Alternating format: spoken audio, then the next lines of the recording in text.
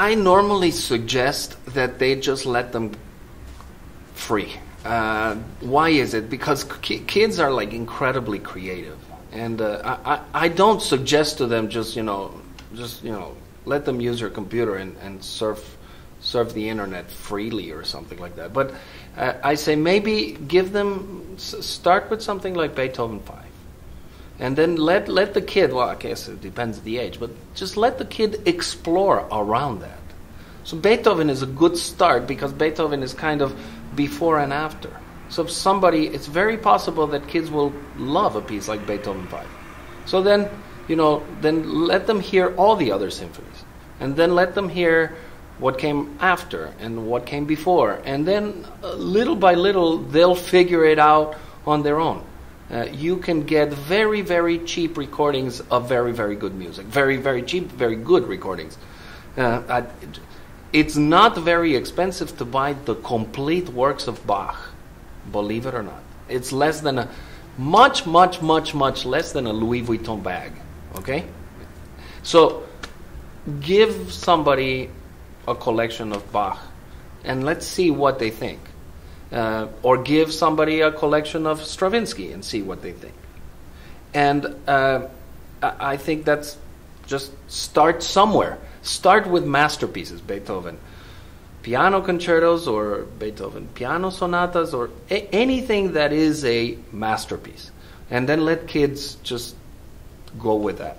Put that in their iPods once and see what happens. I have such great fundamental trust in the music and in the genius of people like Bach, Beethoven, Brahms, Copland, that I just listen to this.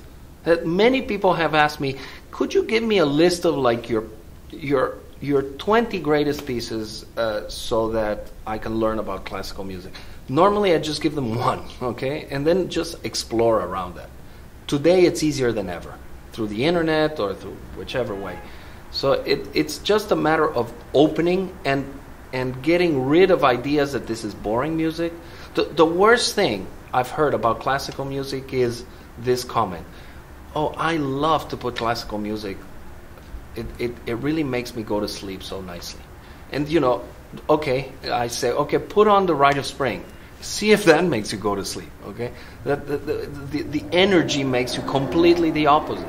It's almost an invigorating / disturbing, So let's completely take away from classical music this idea that it is like this soothing music for a moment in the day where I want to relax. Yes, it can be that, but it can also be the moment of the day where you need the most inspiration, where you need the most energy, where you need the most whatever. Because the range of music is limitless. But in our ideas, we kind of put limits to what classical music is, and that's not good. And I'm not saying this is not good for the business of classical music. It's just not good to not know who Bach was. Okay, from where I am right now, I'm looking at one of the greatest museums in the world. So for me, it is absolutely unthinkable to live in Chicago and not to know the things that are in this museum. It's just a waste to have this there so that without people knowing. Same thing is about music.